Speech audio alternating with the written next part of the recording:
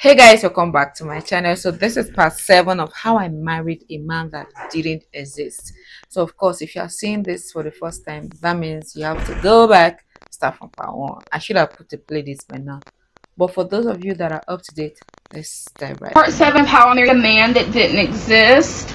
So last video, we're out on the lanai. I had revealed to him that I knew the truth, that he had been lying about all of these things, and I demanded an explanation. So he goes on to tell me that he's sorry for lying, that he was afraid that I wouldn't give him a chance if I knew the truth. He said that I was so beautiful and successful that I wouldn't have looked his way. Ooh. I know you can't tell by these videos, but when I put my makeup on, I'm alright, so don't judge that. You're good, you're beautiful. So you're fine now. He then went to go into these stories and clarify things for me, because I told him, I said, listen, I have been hurt in the past, and honesty is a huge thing for me. And I'm not going to put up with the lying, because what happens when you lie to me, you're taking away my voice. You're taking away my ability to choose what I think is right for me and what I want to do. And what I want to do. I told him you cannot build anything if you don't have trust, and that he was off to a really shitty start, considering this was the very beginning of anything. I also told him that he just completely took away my choice to walk away in that moment if I had wanted to. If I had decided that him lying was so severe that I didn't want to continue, he took that away from me. I am really huge on having my own voice and making my own decisions and not being influenced by other people or my opinions taken away from me. So this was a really big moment that I was trying to convey to him. I also told him, you made a lot of assumptions about me. I am a very understanding person, and I do not judge. I have had a lot of people in my life, some that were wildly successful, some that have struggled greatly and didn't make it in life like they wanted to. I have learned lessons from every single person in my life, very valuable lessons. I don't care. I can be friends with anybody. And he took away my ability to show him that I'm an understanding person. And anybody who knows me in my real life knows how understanding I can be, to a fault, and that's going to be obvious. So anyway, he goes into talking about the girl's mother, Jay, and he tells me the story of her overdose, going to the rehab in Miami.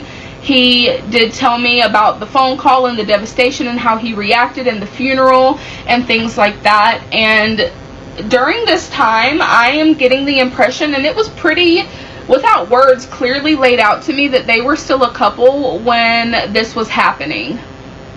Oh. I would then come to find out that they were never legally married. They did have a commitment ceremony. She had a wedding dress. They had a reception. They did all of that, but it was never legal. They did not do the paperwork. Not that that matters. This was a very real marriage or wedding to them. It's just important to note that he was not legally married to her. They had been together for a long time. And this woman, she's so understanding. I love her heart. Like, she has a very, very good heart. Oh, it's just quite unfortunate that she met somebody like that. Oh. At the time of her passing, I, at this point, thought that they were still together. He had told me that she had made some allegations against him, that he had been cheating. They were completely unfounded, and that caused her to spiral into the mental health state that she was in, which caused the Baker Act, and that his mother got the kids. Because he was still in active addiction at this time, he did not get the kids back. I'm not sure at what point he went to prison after this, but I know that he was living on the streets for a while in his active addiction, and that it had gotten pretty bad. We then went to talk about, the degrees and the lying about the high school, and I once again reiterated, just tell me the truth. If you tell me the truth and it's not something I want to hear, I'm going to be upset, but I can work with that. But let me ask you guys, somebody that has given you different kind of lies, do you think because someone have told you the truth and you are now calling him out on it, you think he will change him?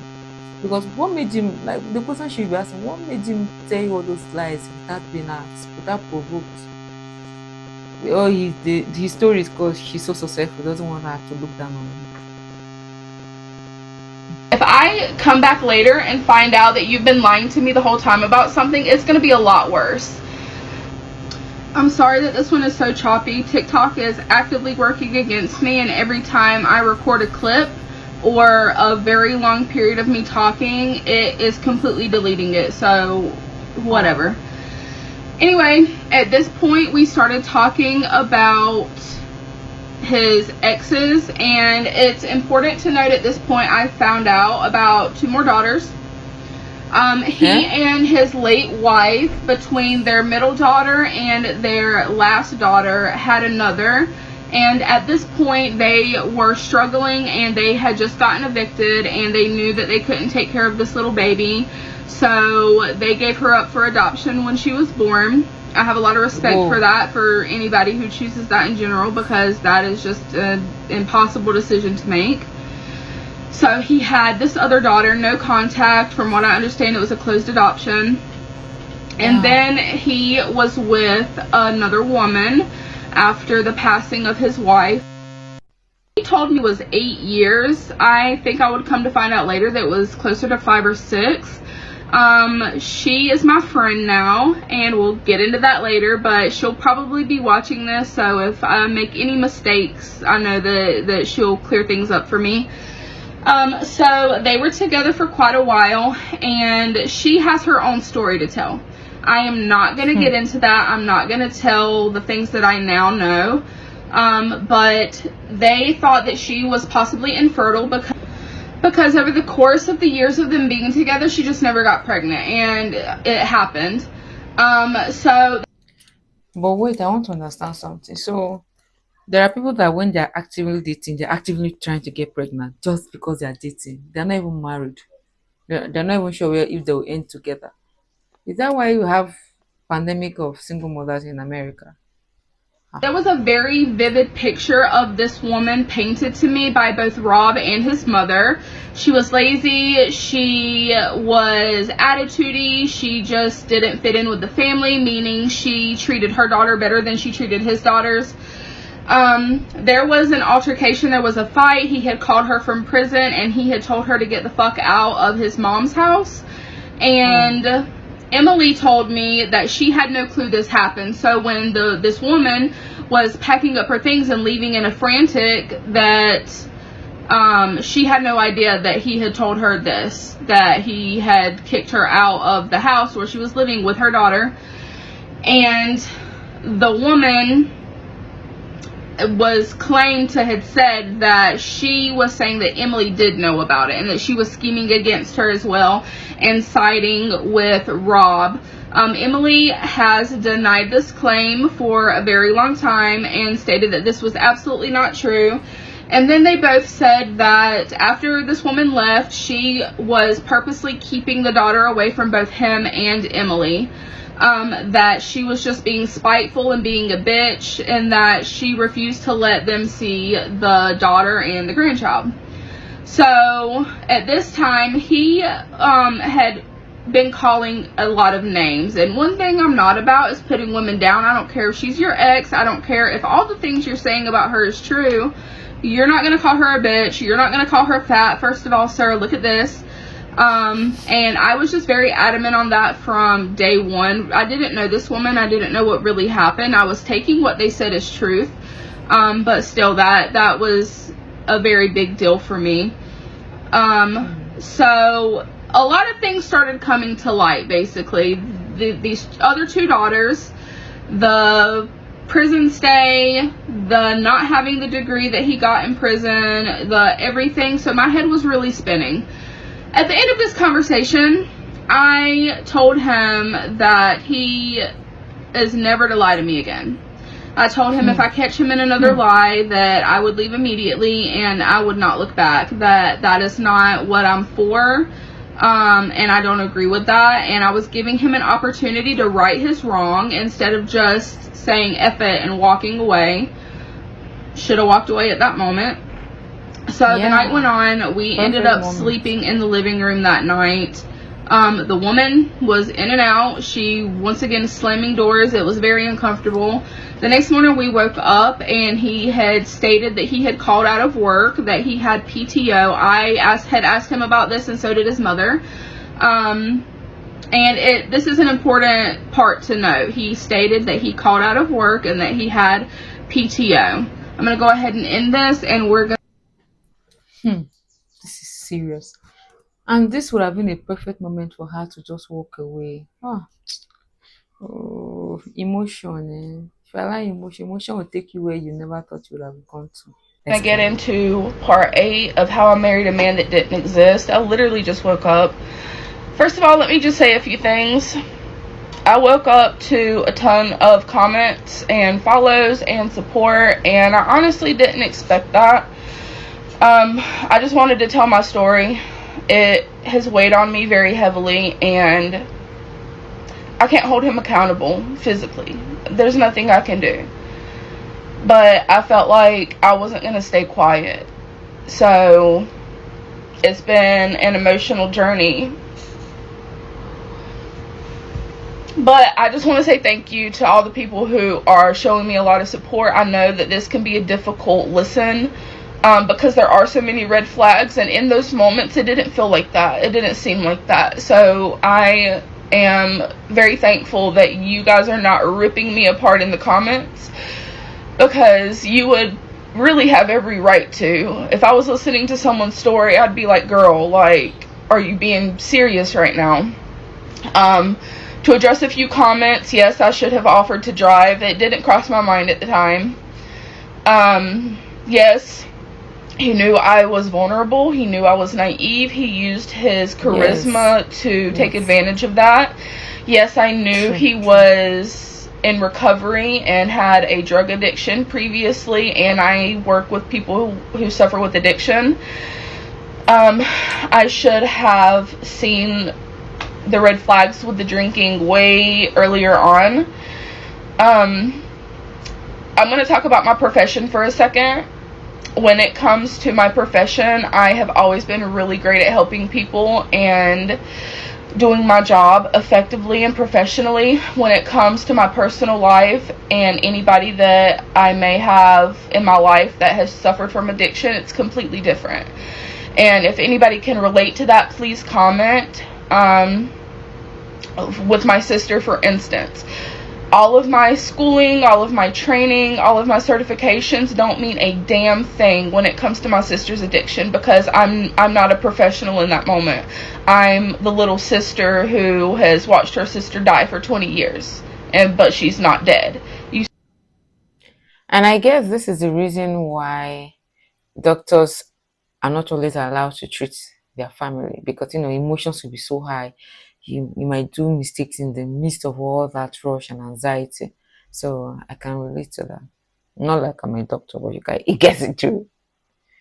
See what I'm saying? Like, it's completely different. So here I am starting to invest in this man, and I did not have any kind of professionalism on. I wasn't at a client's house. I wasn't, counseling someone. So the mindset shifts.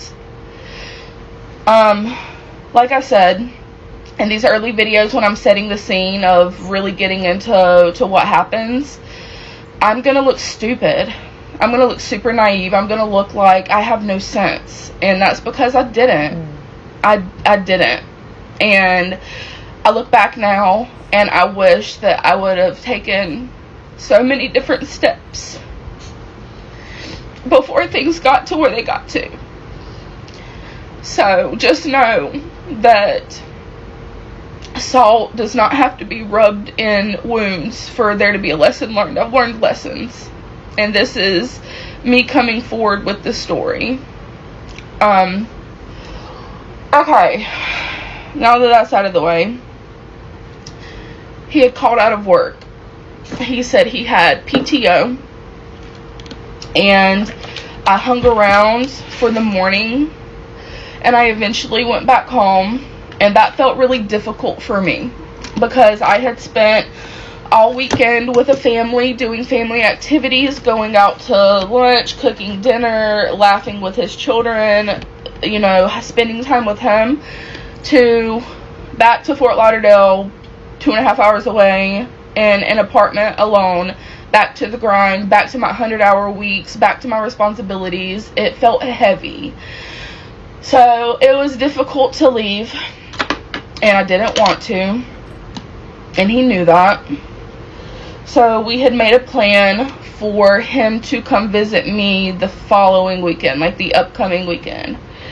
Now, mind you, at this point in time, I knew in about a week from this point, or about 2 weeks from this point, they were going to be going on a trip. He, his mother, and the 3 girls were going to Connecticut, because that is where they're from. That is where their family is at. So they were going for a visit. So I knew they were going to be gone. They were going to be gone for a little while. Like, it was going to take days to drive up there, and then days to drive back. I'm not exactly sure the amount of time they were really gone. So I go back home and everything is normal. He told me he decided he was going to delete his dating app, and he was really adamant about it. He goes, you know, you're the only one I'm talking to. You are the only person I'm interested in. I'm not going to be talking to anyone else. And mind you, we had established we were a couple at this point, but when it came to this Facebook dating profile, But it's normal now. You've already asked somebody to be your girlfriend. Without you even telling her, why are you even telling her all that? You should have even deactivated the account because you found what you're looking for. So I've noticed something with the man. He's always coming forward with information unprovoked. And that is the lion's part of him. I'm sure this thing is coming to bite. he was very adamant. He was very, it was almost, looking back now, you know, it was a show, but he felt very strongly about letting me know he's deleting this profile. He deleted the profile. He took a screenshot. He sent it to me. And then he was just very heavy on wanting a family. He wanted to do the right thing. He knows he has made mistakes in his past, and that he wanted to have a better life. He's learned from his mistakes. He's not that man anymore. So he was saying all the right things. He told me that he hadn't felt this way since Jay passed. And I wear my heart on my sleeve. I know I said I'm a sentimental person in previous videos, but when he said something like that, like, it hit me really hard, because I was like, oh my gosh, like, he really feels strongly about me, like soulmates, perhaps. Like, you know, I was just being a stupid fucking butterflies in my stomach, can't eat, can't sleep, want to talk to you all the time. And so I ate it up. Anything he was telling me. He was so attentive. He was so sweet. He was just so complimentary. And he made me feel good. He boosted my self-esteem. He made me feel like I had been seen for the first time in forever. Like a lifetime of being looked over. So I'm sure with all the people I have invested in this now, there's somebody here who have been looked over their entire life, like they haven't mattered. Like, you are the last one to be picked for anything and everything. And I'm not. This is why I will never understand people that intentionally go after vulnerable people like this. That man, well, I've never heard what he did, but I'm already irritated by this action. You can tell that this woman is a very kind and genuine person that has always been there for people all her life, as if she's been doing things for others and nobody has done for her. And finally, she thought she has found somebody. I'm not trying to be dramatic, and I know I can be a little dramatic, but that's truly how I felt. I felt like it's been one thing after the other, and like at every turn I've not been good enough. So when he started feeding me these things, the effect it had on me, it was intoxicating. And I cannot stress enough how intoxicating this man was, how charming he was, how I couldn't get enough.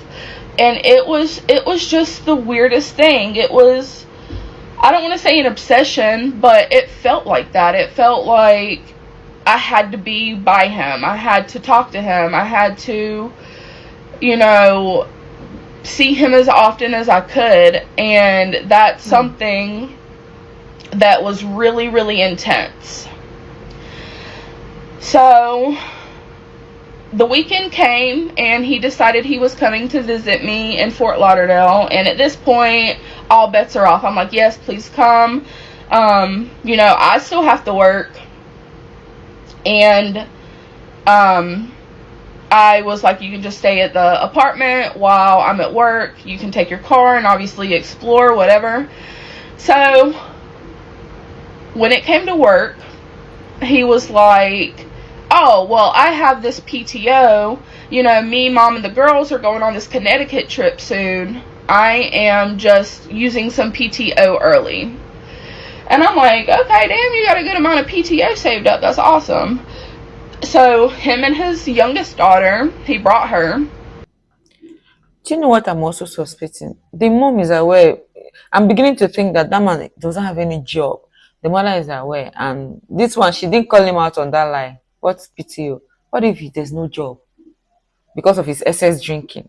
You see the way, if you heard the way he was drinking, which job will be allowed to be drinking like that?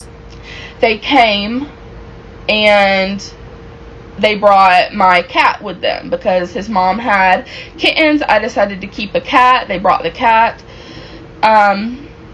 And they were going to stay at my house. Okay, let's go into part. Okay, so part 8 is over. We're heading to part 9. Well, my heart is breaking for this woman already. I wish people would not have to live like this. Well, this is the world we are in. It's going to happen, and it's going to get worse. Yes. I'll see you guys in part 9. Don't forget to like and subscribe. Ciao. Part 9 of how I married a man that didn't exist. This is probably going to be my last upload for the morning. I do have to go to work. It's going to be a long day for me. I'm going to try my absolute best to get a few more videos out today. It may be difficult, so I'm not going to be pumping them out today like I was last night, just a heads up. So he and his daughter had made it to Fort Lauderdale with my new cat, and the first night they got there, it was late because I had been at work. And at that time, my second job that I was working in the rehab, I didn't get off of work until after midnight. So that is around the time that they arrived at my house, so they wouldn't just be, you know, chilling without having anywhere to go.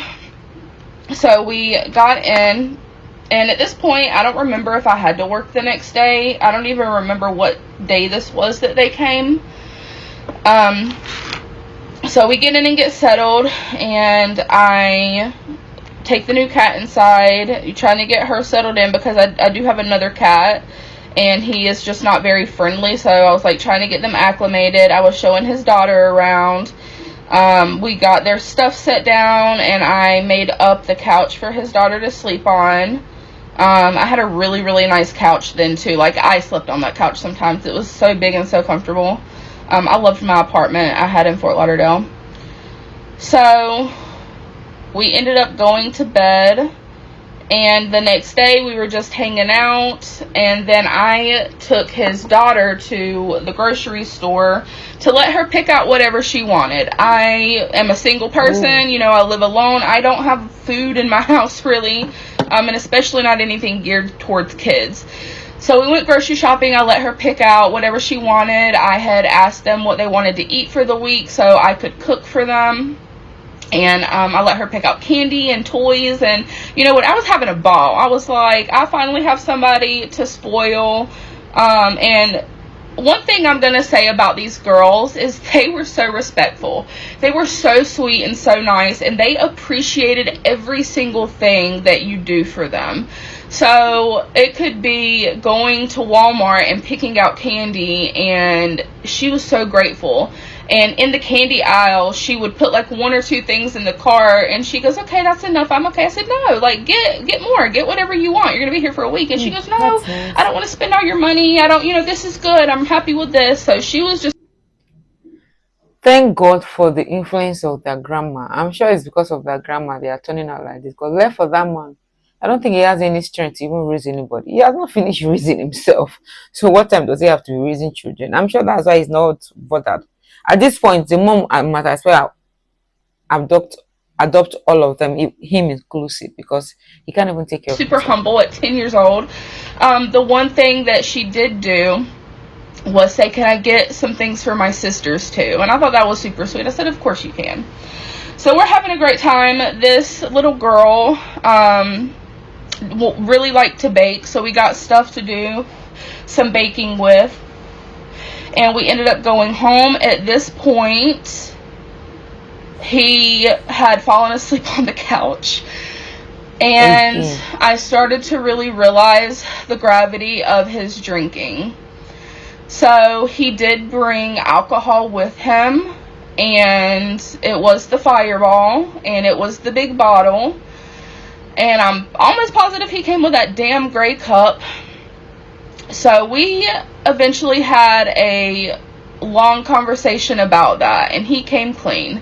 He said, listen, I've been having this problem with alcohol ever since the ex that he lived with that kicked him out. He said, you know, I was sober at the time, and then when I moved in with her, she was doing like Molly, and she was drinking pretty heavily, and you know, her father and the brother would drink, and I just started drinking over there. And then he started to tell me about this like severe anxiety that he had, and he would wake up in the middle of the night in a panic. He wouldn't be able to breathe.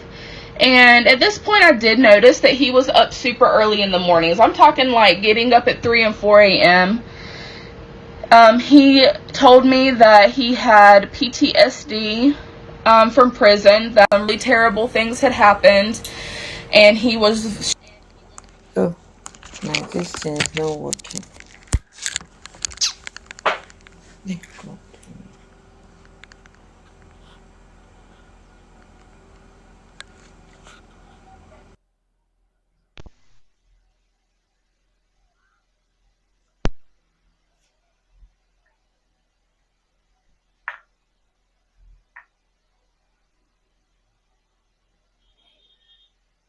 Start now.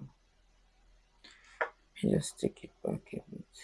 struggling very much to deal with Let that, me take this, and that he had guys. I never was really interrupted. Sorry, I was interrupted. Let me take it back a bit so that very much to deal with that, and that he had never really dealt with the death of Jay. So he was telling me that he has slipped into this drinking habit, that he was trying to get it under control. He did make comments like, if you want to leave, you can, like I would understand, you shouldn't have to deal with this. And manipulation, emotional manipulation. And we know what that is. We know that that's manipulation. Yeah. And in that moment, obviously I didn't know that. And it was more of a, oh, he's being honest with me. He's being vulnerable. He's telling me his struggles. And now he's being open and honest with me after we had the conversation. I thought this conversation had just worked a miracle. Why? I'm not going to leave you. Like, we can work through this together. And I thought I could do something about it. I thought that I was going to be able to make it. And this is the problem we women oftentimes have. We think we can fix men. Difference somehow. So he was drinking a lot, and I saw that when he came to visit. I didn't get to see that so much over the weekend because it was a short amount of time, but they were staying at my house for an entire week, so naturally I saw how much he was going through. At this time, he did have some money. It didn't last long. So at first he was buying things for himself.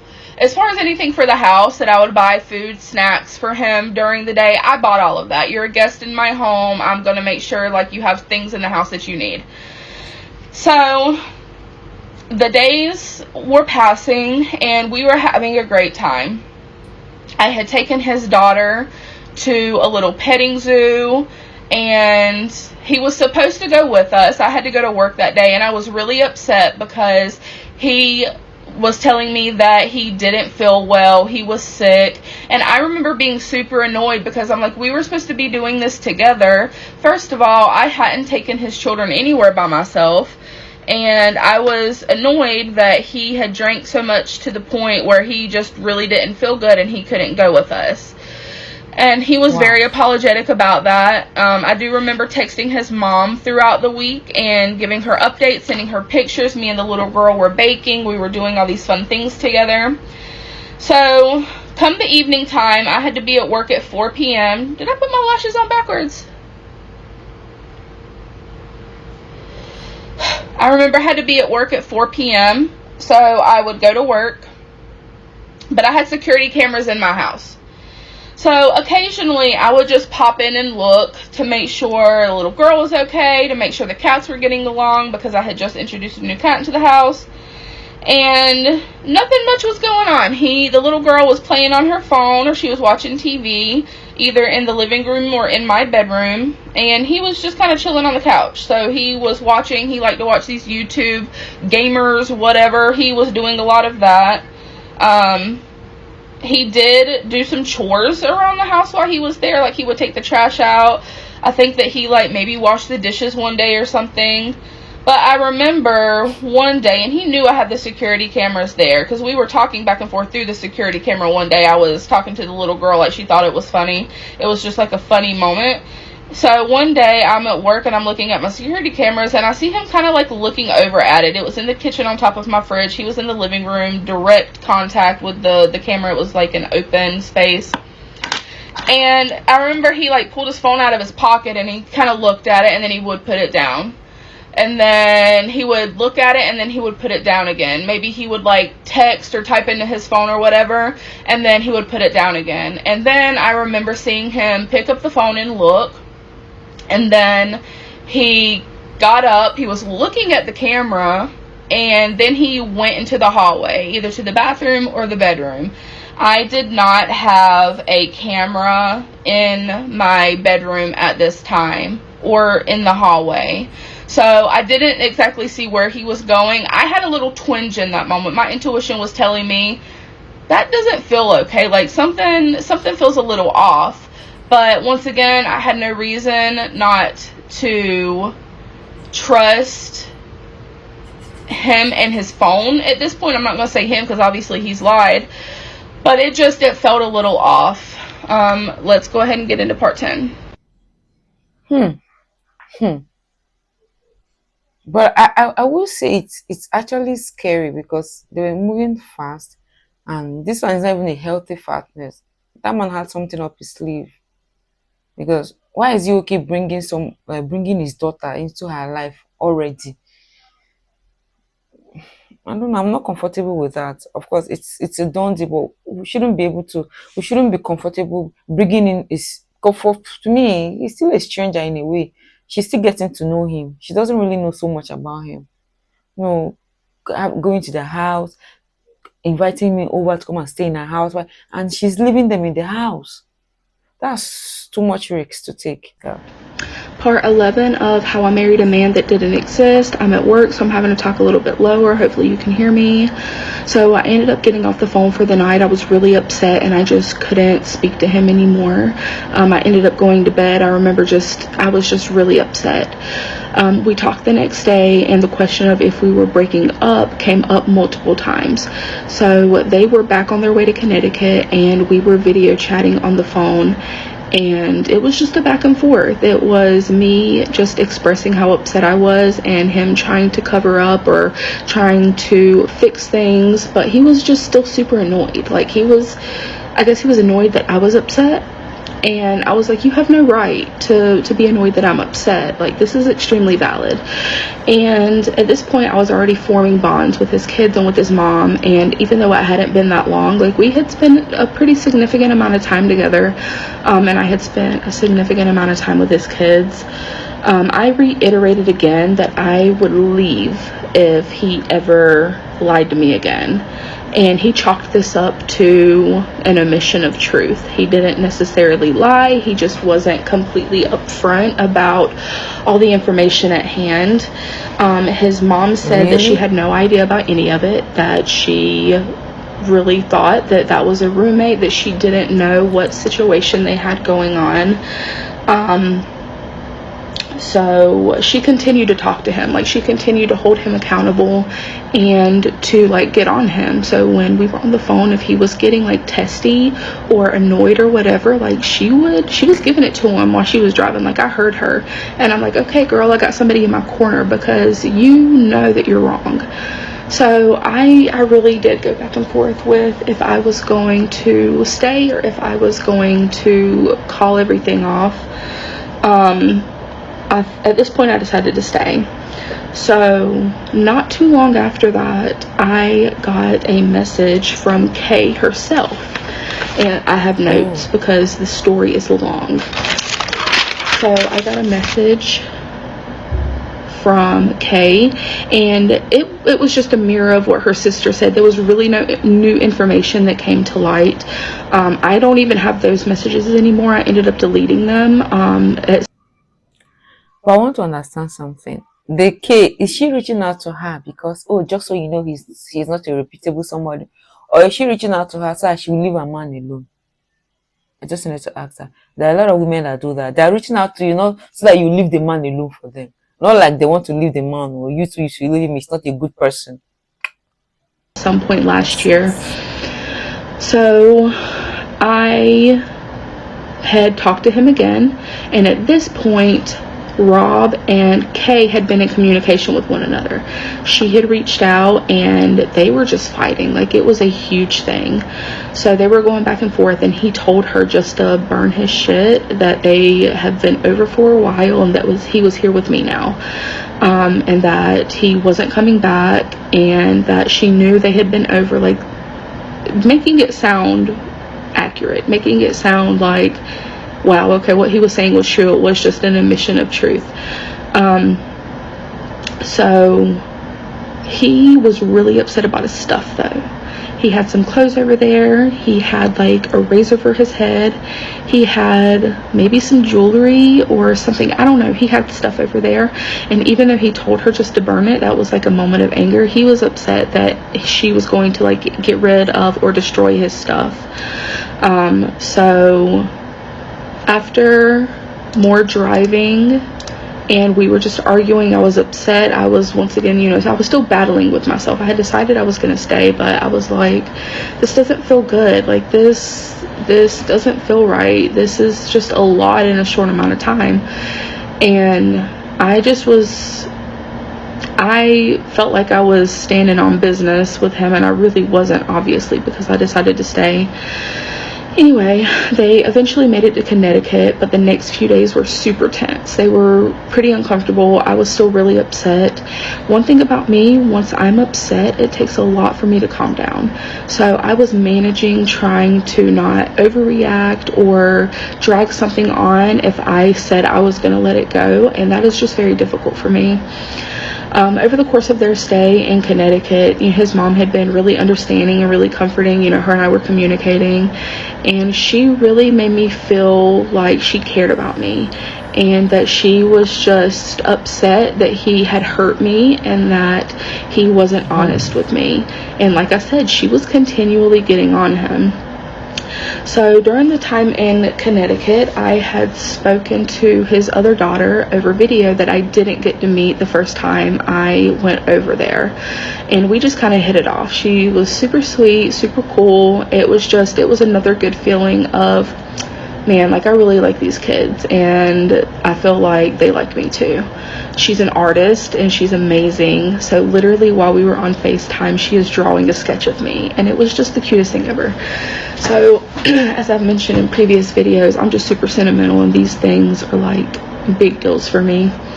Over the course of the rest of their trip, I had been, on video with him. I had been talking to his mom, and I had spoken to the uncle they were staying with. I had kind of in the background talked to a few of their family members just because we happened to be on the phone at the time. Things seemingly started to ease up, and I was working to let it go with the narrative of, I mean it, I will leave if this ever happens again. Like, once again, I really thought I was standing on business. Looking back now, I was not. I was not standing on anything but my delusions. But I was like, listen, I promise you, if you lie to me again, I'm going to leave. I'm not dealing with this. This is too much. We have been knowing each other and together for a very, very short period of time. But during this time, I also felt very intensely. Like I had said before, he is really good at making you feel seen, and making you feel loved, at telling you all these things that just fill your head with fluff. And I just fell prey to that so severely. I just wasn't thinking clearly. I'm not a stupid woman. I'm very smart, in fact. But all common sense, all protective factor, everything had left me. And that is one of the biggest things that I look back and regret now. But he, once again, like I said before, he was so intoxicating. And I don't know if I'll be able to actually convey how serious that was over the course of these videos. But it was literally like a smoke screen was put up. So he was doing these things and hurting me into lying. But then all of that melted away when he would get into his charismatic mode, and he was very flattering, and he was really making me feel like I was the one he wanted to be with long term. I'm gonna go ahead and end it here. And there's this saying in my country that I will say that the way rabbits, rodents, there's how it pets you. It's biting you. When it takes a bite, it blows air over it to cool it off, so that you not remember it has bitten you. That's the process. That's what that man is doing, and he has mastered that art so well that you think about the good time and you forget what he's done. Part 10 of How I Married a Man That Didn't Exist. Going to be the Look last at part for makeup. this morning. I gotta go. So the week was progressing. I saw that he did this really weird thing with taking the phone and like going into either the hallway or the bedroom area. I was watching my security camera. I did see he was also like sleeping a lot, so I would check in and make sure the little girl was okay. I also had her phone number, so I would call and text her while I was at work. So we were just spending all this time together, but that just kind of sit funny in my stomach, just the whole phone thing. Now, we had a conversation, and he brought this up, not me. He had made the comment of, I don't have anything to hide. I just want to let you know what my phone passcode is. And he told me what his... The way he's always coming forward with information unprovoked is what I don't understand. Why are they always like this? Oh, God. phone code was. And I was like, not doing the going through phones thing. I have enough problems. Like, I want to trust you. I don't want to be the type of person while you are asleep, I'm sneaking over and grabbing your phone and whatever. But at that point, I thought it was an honest gesture. I thought it was, okay, well, he genuinely doesn't have anything to hide because he would not give me his phone password otherwise. So fast forward, this week ends, and they end up leaving on whatever day it was, I don't remember, and they were going to Connecticut. So they had stayed the entire time up until the trip. So when he and his daughter left, they drove back over to the west coast of Florida, and as soon as they got back, they were loading up and they were leaving with the mom and the two other girls to go to Connecticut. So there was not a gap of time in between. Still no work for him up to this time. Is this still the PTO? They had been driving, and they had been driving for quite a while. And I was in communication with him. I was in communication with his mom during this time. and just checking in on them, seeing how the trip was going. He and I video chatted quite a bit while he was, on the road. Him and his mom were taking turns driving, although I think she was driving more than he was, and she would later tell me that really annoyed her. So they ended up stopping. Just imagine a son and his mother on a road trip, and the mother is the one driving more than the son. You shouldn't have even allowed the mother to drive to start with, because she's an old woman. Like the man was displaying so many irritating character that's annoying. I don't know how people put up with men like that. Honestly, nah. At a hotel for the night. Don't remember where they ended up. Maybe in Pennsylvania somewhere. I'm not sure. And they are at a hotel. They got 2 rooms. The grandma and like 1 or 2 of the girls, and then he and another one of the girls. So they had like 2 spaces. I checked my spam folder on Facebook, and I happened to see I had a message from someone we're going to call E. And she had sent it was 10:41 at night. I looked last night because I come with the receipts. I have screenshots of so much shit in my phone. This is what the message said. Hey, what's up? You and Rob together? ? I just wanted to let you know, woman to woman, Rob has been dating and living with my sister for months now. They were still together and didn't break up. He isn't telling you the truth. Just wanted to let you know. Could it be that woman? I called it, guys. The way she was acting, banging the door, screaming. That is not a character from somebody that is just not into a relationship with that man. And why is the mother allowing this kind of activity in the house where she's staying? I don't even understand. Maybe they are living in another different apartment. So of course I get this, and I have this sinking feeling in my stomach. I feel like I'm gonna throw up, and I'm not sure how I want to handle this. I did text her back, and we had an exchange, and it was something along the lines of, do you know, I said, who is your sister? And she said, Kay. Remember the roommates, K Yes. and T? So I said, oh, really? I said, do you know somebody named T, which was the other roommate? And she goes, yeah, like I've heard his name before. He is my sister's roommate. So the story was, Kay and Rob were a couple living in her home that he claimed to have owned. And T was a random person, a roommate in the house, when originally it was set up to me that Kay and T were a couple in his home. So, and mind you, we had addressed this when we had our conversation on the lanai about the lying about owning the home. At no point did he bring up Kay. At no point did he bring up other than they were roommates at that point, and he was renting the room. He did not say anything about being in a relationship with this woman. So I asked her, I said, well, do you have proof? I wanted to see. So she said, hold on, let me ask my sister. And then she came back with some screenshots. And the screenshots were from very recently they happened during the span of them being at my home. And it was an... Could it be that time he was looking at the camera, texting and dropping his phone?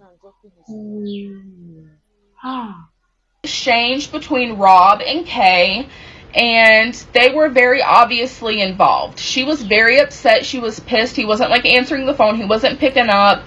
She was like threatening to kick him out. I'm done. I can't do this with you anymore. And he is like begging, please, no, I'm so sorry. I don't want to lose you. I'm sorry I fucked things up. I love you. And the reason why he's saying all that to her because of the house. It's possible he doesn't even have any work, so there's no income. He's not earning. She's the one housing him. And I will say this again. Why is it that it's always the women in the US? It's always them that house the men. Why? Why do you guys tolerate that? Like, nah. And so the sister was like, up until a couple days ago, he was calling Kay his wife. And I was like, that's interesting considering he's been at my house for the last 5 days. And she said, well, they FaceTimed yesterday or whenever it was, she said. I'm like, Oh, so I already knew that means he had FaceTimed her while he was at my house. So I took this information, and before I approached him, I texted his mother.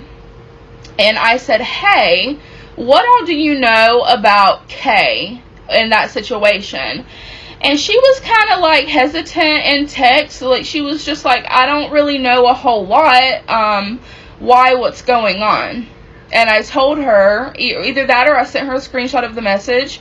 And I don't even think I addressed him. I think his ass called me.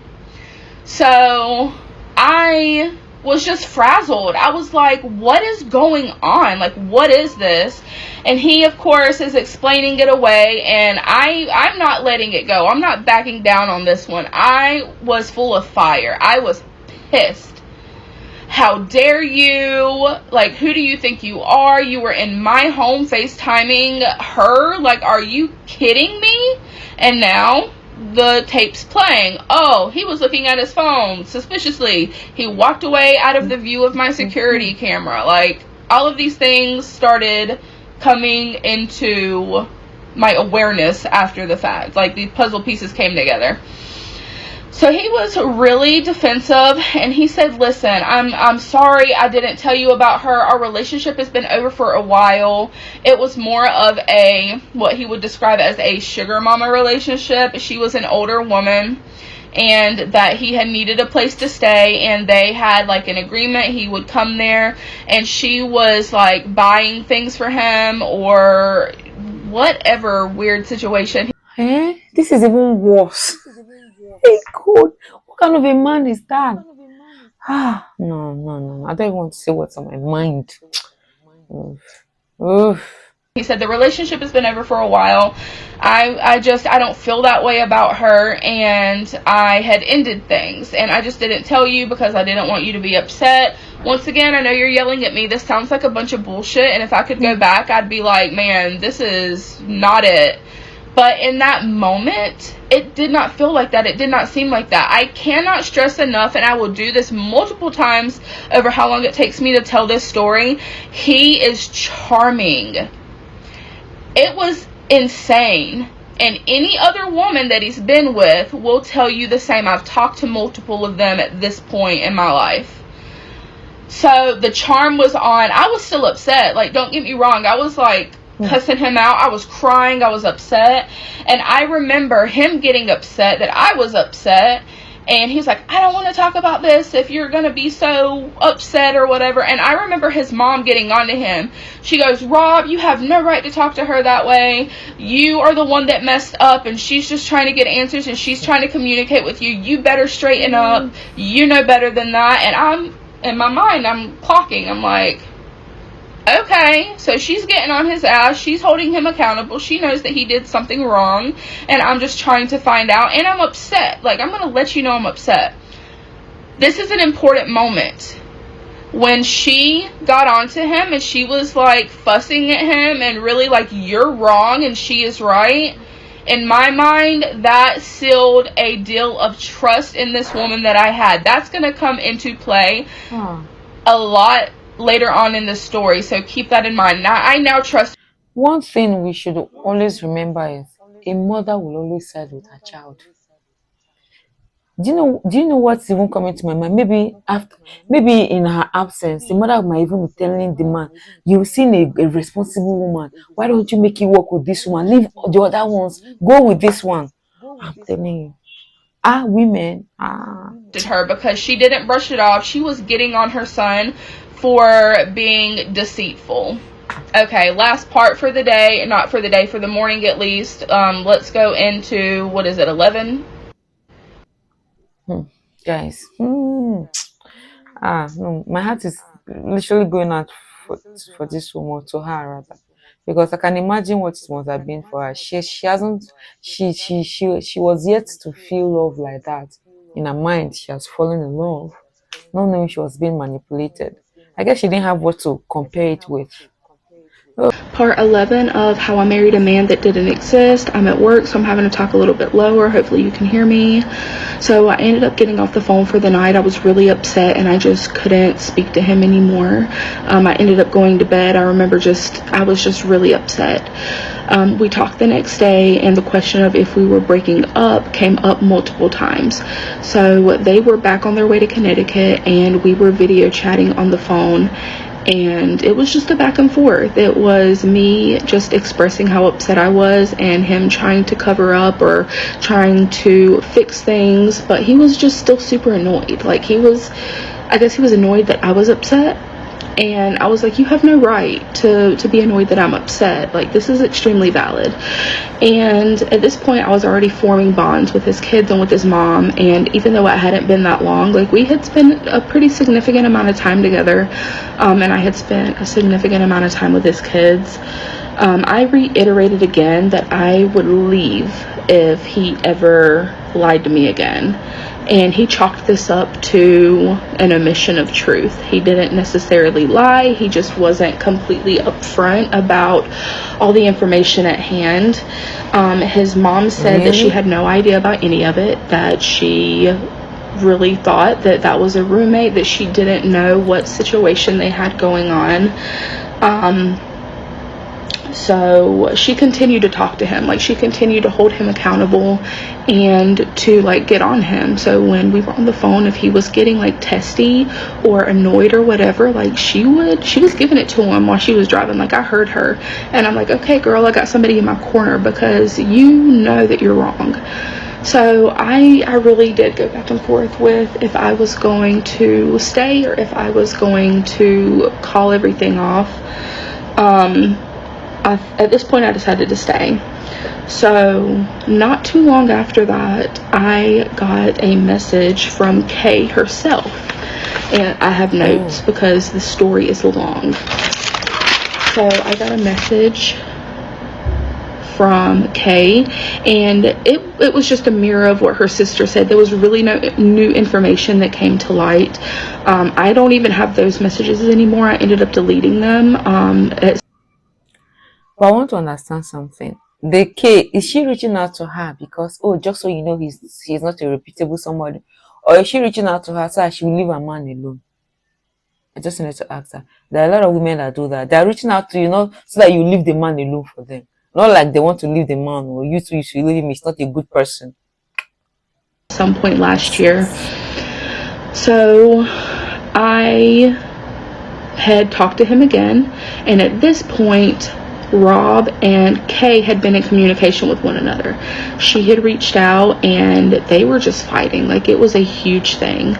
So they were going back and forth, and he told her just to burn his shit, that they have been over for a while, and he was here with me now, and that he wasn't coming back, and that she knew they had been over, like making it sound accurate, making it sound like, wow, okay, what he was saying was true. It was just an omission of truth. So he was really upset about his stuff, though. He had some clothes over there. He had like a razor for his head. He had maybe some jewelry or something. I don't know. He had stuff over there. And even though he told her just to burn it, that was like a moment of anger. He was upset that she was going to like get rid of or destroy his stuff. So after more driving and we were just arguing, I was upset. I was once again, I was still battling with myself. I had decided I was going to stay, but I was like, this doesn't feel good. Like, this doesn't feel right. This is just a lot in a short amount of time. And I felt like I was standing on business with him, and I really wasn't, obviously, because I decided to stay. Anyway, they eventually made it to Connecticut, but the next few days were super tense. They were pretty uncomfortable. I was still really upset. One thing about me, once I'm upset, it takes a lot for me to calm down.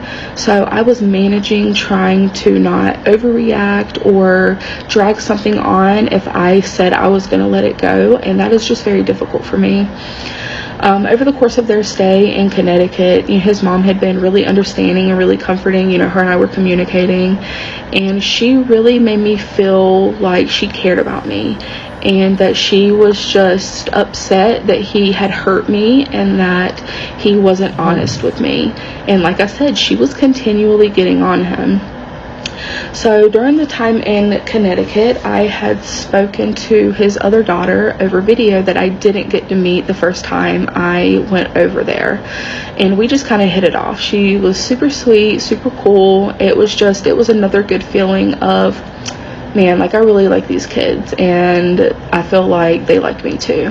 She's an artist and she's amazing. So literally while we were on FaceTime, she is drawing a sketch of me and it was just the cutest thing ever. So as I've mentioned in previous videos, I'm just super sentimental and these things are like big deals for me. Over the course of the rest of their trip, I had been, on video with him. I had been talking to his mom, and I had spoken to the uncle they were staying with. I had kind of in the background talked to a few of their family members just because we happened to be on the phone at the time. Things seemingly started to ease up, and I was working to let it go with the narrative of, I mean it, I will leave if this ever happens again. Like, once again, I really thought I was standing on business. Looking back now, I was not. I was not standing on anything but my delusions. But I was like, listen, I promise you, if you lie to me again, I'm going to leave. I'm not dealing with this. This is too much. We have been knowing each other and together for a very, very short period of time. But during this time, I also felt very intensely. Like I had said before, he is really good at making you feel seen and making you feel loved, at telling you all these things that just fill your head with fluff. And I just fell prey to that so severely. I just wasn't thinking clearly. I'm not a stupid woman. I'm very smart, in fact.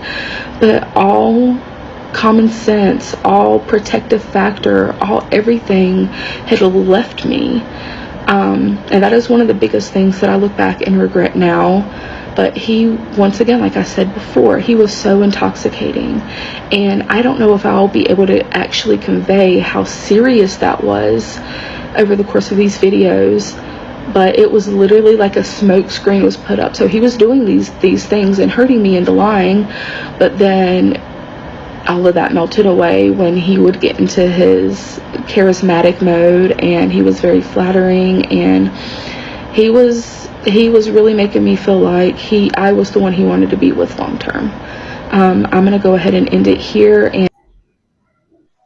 And there's this saying in my country that I will say that the way rabbits, rodents, there's how it pets you. It's biting you. When it takes a bite, it blows air over it to cool it off so that you not remember it has bitten you. That's the process. That's what that man is doing. And he has mastered that art so well that you think about the good time and you forget what he's done. Ah, guys, see you in part 11. Don't forget to like and subscribe. Let me show you guys this handcrafted tie and dye shirts. It's so lovely. It's one of my favorite thing. Let me show you another. So this comes in blue and white.